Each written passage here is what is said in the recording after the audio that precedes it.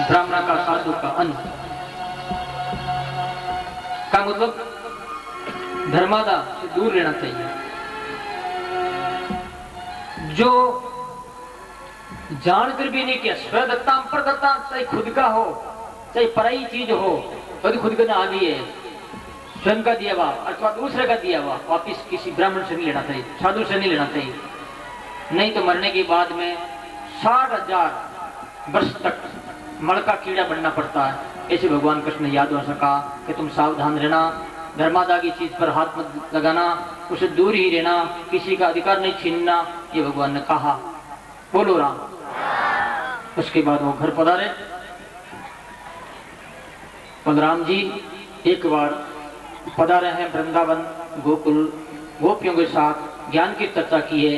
यमुना का भी आह्वान किया, वो नहीं आई तो हल से उसको टेढ़ा कर दिया गया। उसके बाद उसने माफी मांगी है, बलदेव जी महाराज की चरण धोए, आरती उतारी। इसी प्रकार से पूर्व देश का एक राजा पुंडरक था, वो भगवान जैसे ही हाथ, 4 हाथ बना करके दुनिया के अंदर वो ख्याति प्राप्त करने लगा और कहने लगा कि भगवान विष्णु मैं हूं और कृष्ण झूठा मैं सच्चा। और अपने एक नौकर को भगवान के पास भेज दिया तो कह देना कि विष्णु मैं हूं। नौकर आया, भगवान से कहा, भगवान ने कहा नौकर संग जाकर उनको जाकर कह दे कि 4 हाथ तो रोरा 4 के लिए 2 ही हाथ तेरे नहीं बचेंगे। वो जाकर के उसको कह दिया, वो सेना लेकर के आए, घमासान युद्ध हुआ। भगवान श्याम सुंदर कृष्ण ने सुदर्शन चक्र के द्वारा उसका सिर काट दिया, उसका तेज भगवान में लीन हुआ, आकाश में पुष्पों की वर्षा हुई और नगाड़े बजने लगे। बोलो राम। इसी प्रकार से क्रोश देश के राजा पुंडरीक का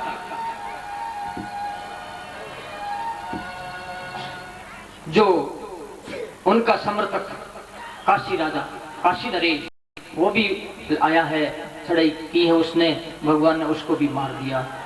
तेज भगवान में लीन हुआ, पुष्पों की वर्षा हुई, नगाड़े बजने लगे। इसी प्रकार से भगवान के बड़े भाई बलराम जी महाराज को पता लगा कि शाम जो है भगवान कृष्ण का लड़का है, वो चाहता है दुर्योधन की लड़की लक्ष्मणा को। तो वहां बहुत से राजा आए हुए थे। दुर्योधन यानी जो है सामने लक्ष्मणा को अपने रथ में बैठा करके भागा। दुर्योधन पीछे से सौदे लेकर के आया और पकड़ लिया, उसको जेल में बंद कर दिया। फिर बलराम जी महाराज ने कहा भाई ऐसा मत करो, वो नहीं माने। तो बलराम जी ने दिल्ली में हल रोप करके दिल्ली को जुमना में डालने लगा, दिल्ली हिलने लगी। तो दुर्योधन ने हाथ जोड़ा और माफी मांगी है और लक्ष्मणा की शादी उनके साथ की है, यानी शाम के साथ बहुत बहुत देश दिया गया। और वो शाम अपनी पत्नी को लेकर के द्वारका आया। भगवान कृष्ण की दिनचर्या देखने के लिए नारजी महाराज के मन में जिज्ञासा हुई। नारजी महाराज जब भी चाहते थे द्वारका पधारते थे, तो द्वारका में देखा कि सवेरे सवेरे जल्दी भगवान कृष्ण ध्यान कर रहे हैं। नारजी को देखा तो भगवान कृष्ण दौड़ करके आए, नारजी को नमस्कार किया और बैठाया और रुक्मिणी से कहा महाराज को दूध पिलाओ। नारजी ने दूध पिया। वहां से वो रवाना होकर के जामवती के घर पर पधारे हैं। तो जामवती के घर पर भगवान पूजा पाठ कर रहे हैं। भगवान ने उनको देख करके नारजी को नमस्कार किया और आइए महाराज बैठिए। वहां भी नारजी का स्वागत सत्कार किया गया, उनको भोजन कराया गया। आगे वो बढ़ते हैं, सत्यभामा के घर गए तो भगवान दान दे रहे हैं। जिन जिन घर में भगवान जो जहां भी नारजी गए, भगवान की गतिविधियां लोक उपकार, समाज कल्याण, विश्व कल्याण की थी। करते करते आधी रात बीत गई। आधी रात में नारजी महाराज क्या देखते हैं कि एक औरत बहुत ही लंबी, घूंघट निकाला हुआ, सुंदर कपड़े पहनी हुई, आभूषणों से विभूषित, और वो जा रही है छम छम के साथ। नारजी महाराज दौड़े और उन मुंह मुड़ करके वापिस देखा। नारजी ने देखा कि ये तो कृष्ण भगवान है। कि प्रभु ये क्या कर रहे हैं आप? अरे इतनी औरत 16,108 रानियों के साथ में आपने शादी कर ली, फिर भी आप खुद ही औरत बन गए। श्याम सुंदर बोले नारद जी आपको पता नहीं, आप बाबा जी हो, दुनिया के जगत के अंदर क्या वासना है, और अकेली औरत के साथ हमारे द्वारका में कोई यादव क्या कर सकते हैं? मैं इस भावना को जानने के लिए आगे राजा लोग गरीब बन जाते थे, भिखारी बन जाते थे, कोई रूप धारण कर लेते थे जनता का आशय जानने के लिए, जनता के भाव जानने के लिए, जनता की गतिविधियां जानने के लिए। तो भगवान गतिविधि जानने के लिए रात्रि में यह नाटक किया। नारद जी महाराज नमस्कार किया और उसका प्रभु आपकी लीला अपरंपार है। नारद जी ये लीला जाकर के ब्रह्मलोक में ब्रह्मा जी महाराज से निवेदन कर। बोलो राम। एक भगवान रोजाना 13,084 गाय का दान करते थे। ज्ञान वृक्ष 13,084 नियम था ईश्वर का। अच्छा, वो गाय भी कैसी थी? नई बछड़े की माँ, चांदी के खुर मंडाए हुए और सींग जो है सोने से मंडित, ऐसी सुंदर दूधाधारी नई गाय, ऐसी गायों को दान करते थे। गरीबों के वो दास थे। और एक बार की बात, सभा में एक कोई दूत आया, वो जरासंध के 20,800 कैदी राजा, उनका समाचार लेकर के आया है। दूत ने भगवान से निवेदन किया, प्रभु 20,800 राजा जरासंध के कैद में है, आप कृपा करें, उनको मुक्त करें। वो कह ही रहा था, इतने में नारद जी पधारे।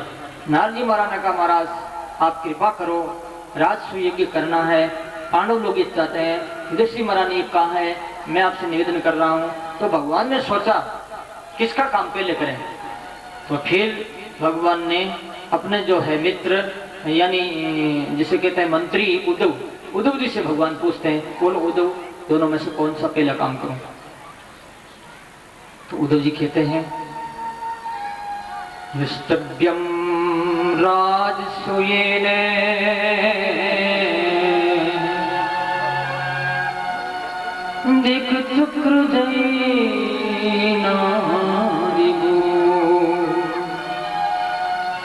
है जरासुत जयो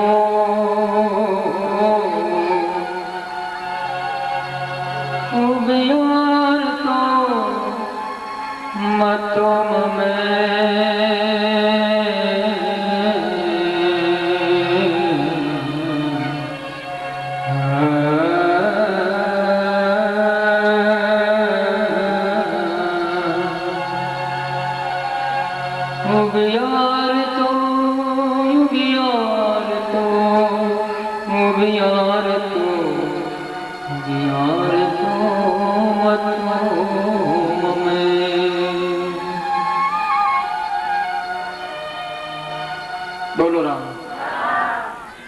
उद्धव जी महाराज परामर्श दे रहे हैं कि एक पंथ दो काम हो जाएगा।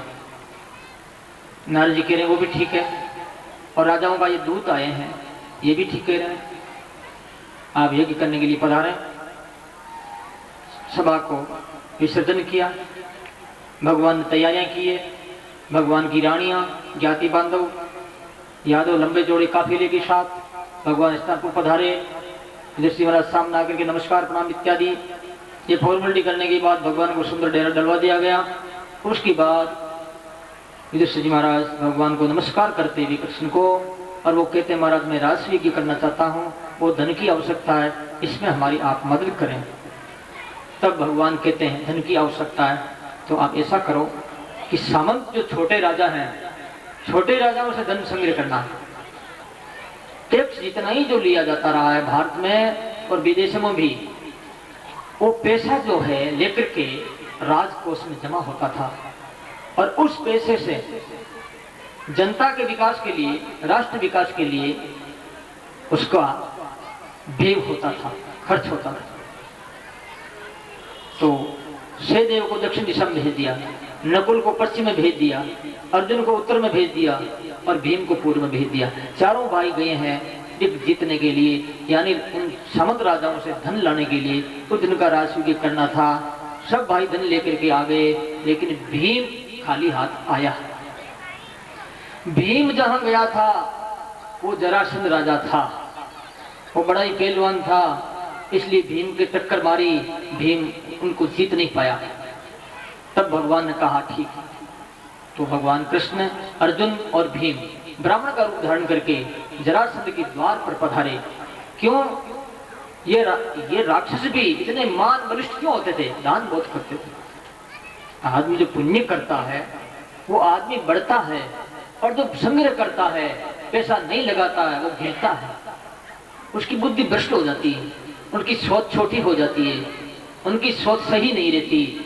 और जो जो नीचे ही जाता है और दानी जो जो ऊपर जाता है उसका और सोच बढ़ता, और विकास होता, फिर दान ज्यादा करता है। तो जो जो वो आगे बढ़ेगा, जन्म ज्यादा होगा तो अच्छे घराने में होगा, कुलीन घरों में होगा। तो कहने का मतलब चीज का उपयोग करना ही सच्चे मायने वो चीज हमारी है और हमारी अधिकार में है। और यदि चीज और उपयोग हम अधिकार जनाते हैं और उपयोग नहीं करते हैं, वो चीज हमारी नहीं है, वो चीज हमारी दुश्मन होगी, वो पैसा दुश्मन होगा। बोलो राम। एक अरबपति व्यक्ति मुझे मिला था, नाम लेना नहीं चाहता मैं, जोधपुर। उसने कहा मैं बहुत मुझे संकोच है, संशय है, भय है। मैंने कहा तेरा जैसा आदमी अरबपति, संकोच, संदेह, भय कि भय मुझे मेरे बेटे से ही है, मुझे मार सकता कभी पैसे के। तो ये देख लो आप, पैसे के गुलाम मत बनो, पैसे के मालिक बनो। तब जानना चाहिए कि मैं धनी हूं। तो भाई का धनी है तो गरीब दीन है बहुत ज्यादा, तेरे से ज्यादा गरीब और कौन होगा। जैसे ये पैसा लगाया भागवत में हो रही है, मैं कोई प्रशंसा नहीं करता, कोई परिवार अब जैसे सोमानी परिवार है, कोई परिवार अच्छा काम में पैसा लगाता है, वो पैसा कैसे उपयोग है, वो पैसा का मालिक है, वो पैसा का गुलाम नहीं है। जो संग्रह करता है, कुछ नहीं कर पाता, पर मरने के बाद प्रेत होता, क्या होता, अजगर सर्प होता है। ये दयनीय दशा हमारे समाज की, हमारे परिवार की, हमारे व्यक्तियों की, क्योंकि ऐसे संस्कार नहीं है उनको। बोलो राम, जोर से बोलिए राम। तो प्यारे भाई, माता और बहनों, क्या कह रहा था मैं? वो मान क्यों मनते थे? राक्षस होने पर भी उनका तेज तप बहुत ज्यादा था। भगवान कृष्ण, अर्जुन, भीम गए उनके द्वार पर पधारे और संतरी से कहा हम भिक्षुक हैं, भिक्षा लेने के लिए आए हैं, राजा को संदेश दीजिए। तो द्वारपाल ने राजा जरासंध से कहा, जरासंध आया है। जरासंध ने पहचान लिया ये कोई ब्राह्मण नहीं है, ये स्वरूप से इनके लक्षण जो घट रहे हैं ये क्षत्रिय कोई है। राजा ने कहा जानता है अर्जुन तू मेरे से छोटा पड़ता, और ये कृष्ण तो भागा था मेरे सामने। भीम जरूर है।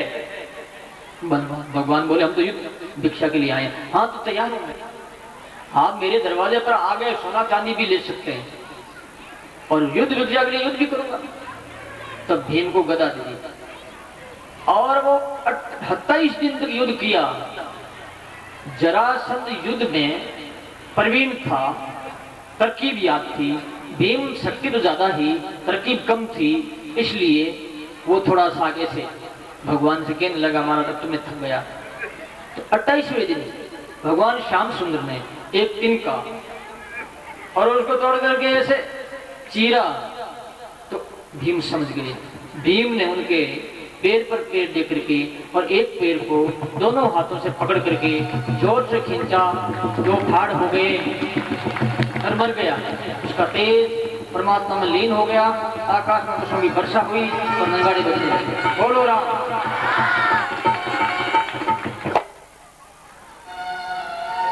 उसका लड़का शेदेव था जरासंध का, उसको गद्दी पर बैठा दिया। उससे सोना चांदी लेकर के भगवान कृष्ण पधारे हैं हस्तिनापुर और राजयज्ञ की तैयारियां हुई। बड़े बड़े विद्वानों को, पंडितों को, महात्माओं को आमंत्रित किया गया। यज्ञ बड़ा सुंदरी संपन्न रूप से सविधि सक्सेस हुआ। बोलो राम। लेकिन संतों की वाणी में एक बात यह भी आती है कि पांडवों ने यज्ञ किया था तो यज्ञ सफलता पूर्वक हो जाए इसके क्या लक्षण घटने चाहिए। तो पांचजन्य संघ को रख दिया कि पांचजन्य संघ अपना आप बोलेगा तो जान लेना चाहिए यज्ञ निर्विघ्न पूरा हुआ है और सफल हुआ है, सर्वथा सही हुआ। और यदि संघ नहीं बजा तो समझ लेना चाहिए कि यज्ञ पूरा नहीं हुआ। वाणी जी में आता है और पुराणों में कथाएं आती रहती है, अंतर कथाएं बहुत है। तो वो यज्ञ पूरे हुए लेकिन वो शंख नहीं बजा। तब बोले अब क्या करें, सब ऋषियों को बुला लिया, तो बोले एक सरगरा जाति का छिल कष्ट भले ही है, लेकिन वो नाम जब राम राम करता है उसको निमंत्रण देना चाहिए। तो वहां पर वो पधारे पांडव लोग द्रौपदी के साथ, उनको लाए हैं, उनको भोजन कराया और भोजन करा दिए। वो जोर से जो है शंख पांच जने शंख बजने लगा। ऋषि राजा सब ही होता और जगजीना देखा, शंख बजायो सरगरो वो साचा सुखरा। ऋषि राजा बहुत था, यज्ञ भाग लिया, बहुत पदार्थ खाए, माल खाए, लेकिन यज्ञ पूरा नहीं हुआ। कब पूरा हुआ? जो राम राम करने वाला जाति का बाल्मीक नहीं, बाल्मीत नाम था। बाल्मीक जी के तो ये अलग थे और बाल्मीत अलग था। उसने भोजन किया, फिर बाद में शंख बजा था, यज्ञ सफल हुआ। यज्ञ जब सफल हुआ है तो आकाश में पुष्पों की वर्षा हुई है, नगाड़े बज रहे थे और सब कीर्तन करने लगे। केशवा माधवा हे देवा मधुसूदना, केशवा माधवा हे देवा मधुसूदना। बोलो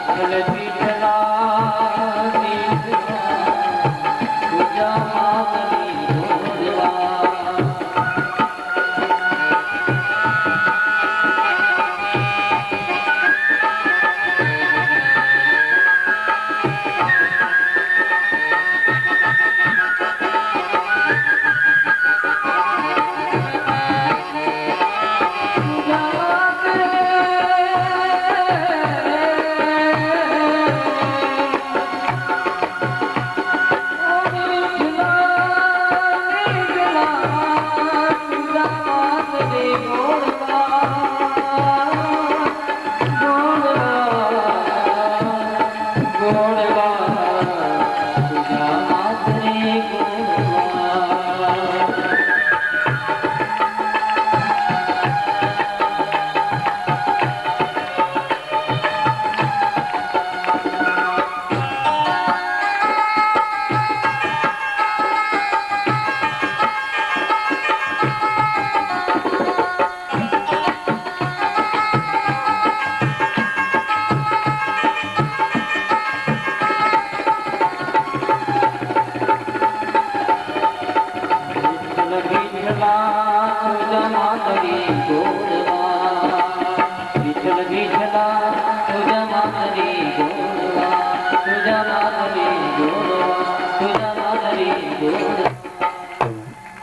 बोलो राम कीर्तन कर, बड़ा आनंद आया। पुष्पों की वर्षा हो रही है, नगाड़े बज रहे हैं।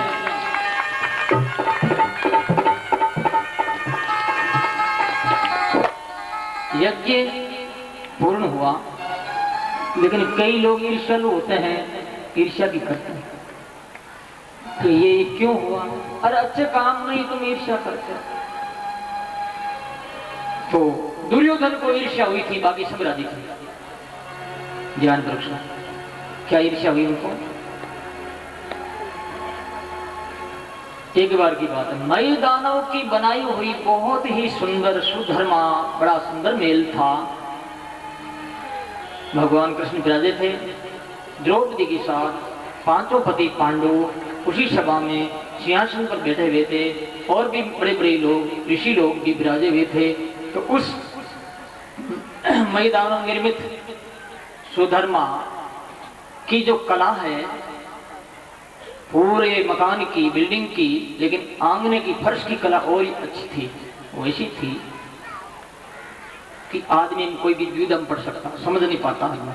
तो उनका फर्श आधा तो ऐसा था, पानी जैसा दिखता था लेकिन पानी नहीं था। दुर्योधन आ रहा था, हाथ में तलवार ली हुई और पहरेदारों को फटकार रहा था, मैं आ रहा हूं, क्या कर रहे हो, इसे आ रहा था। तो धोती उसने ऊंची की, यद्यपि फर्श पानी जैसा दिख रहा था लेकिन पानी नहीं था, आंगन था। आ गया तो आंगन जैसा दिख रहा था लेकिन पानी था, पानी में गिरा और नीचे गिर गया, पूरा गीला हो गया उस कपड़े।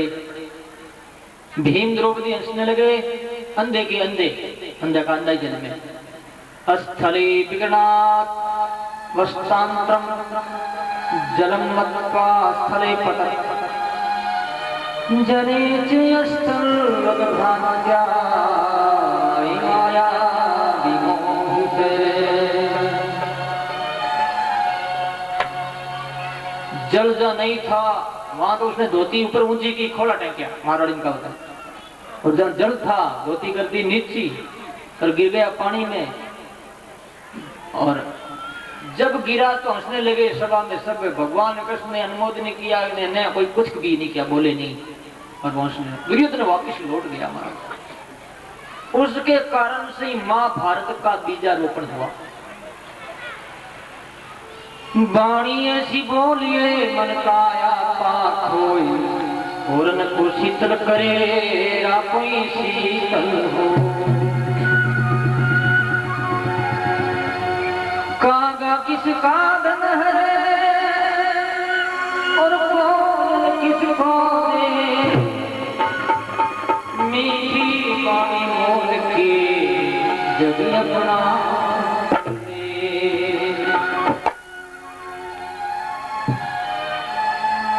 कोई किसी को धन देता क्या? नहीं देता। कोई धन हरण, कोई धन देती कि नहीं देती? कुआ हरण करता धन का, धन ले जाता है? नहीं। कोई हिंसा है क्या कुआ का? नहीं। कोई देता है क्या? नहीं। फिर भी लोग कौवे के ऊपर पत्थर फेंकते हैं क्यों? वाणी उसकी सही नहीं। सत्यम ब्रियात प्रियम ब्रियात ने ब्रियात सत्यम प्रियम प्रियम, सत्य प्रिय बोलो। इसलिए कहते हैं भाई वाणी में क्या लगता है? वचने का दरिद्रता। वचन में कोई दरिद्रता? वचन में क्यों दरिद्रता? मीठा तो बोलो। मिठो मिठो बोल थारो पाई बिगड़ी प्यारो प्यारो बोल थारो पाई बिगड़ी प्यारो मिठो बोल थारो पाई बिगड़ी पाई बिगड़े थारो पाई बिगड़ी पाई बिगड़े थारो पाई बिगड़ी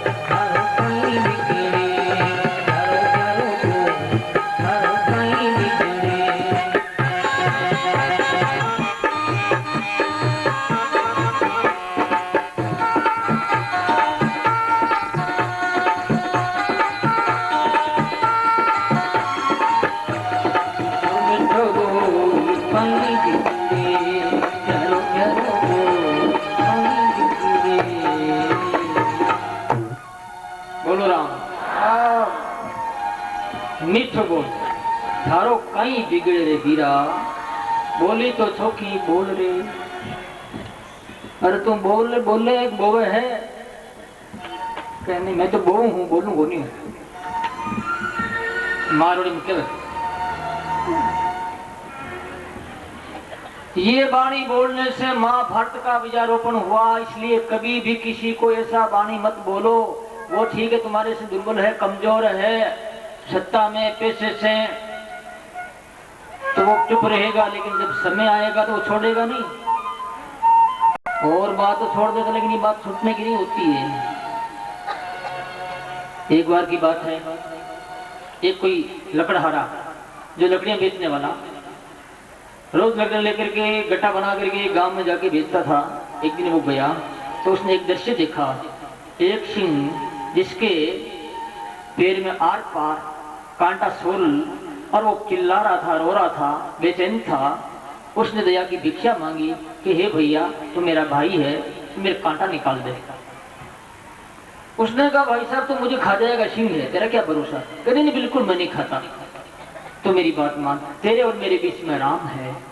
तब उस लकड़हारा ने उसका कांटा निकाल दिया, बहुत राजी हुआ उस सिंह। कहा तू मेरा भाई है, अब जंगल में तू मेरे साथ चल, साथ ही नहीं तू मेरे सिर पर, तू मेरे बॉडी पर बैठ जा, मैं तेरी सवारी हूं, और तुझे कोई भय नहीं।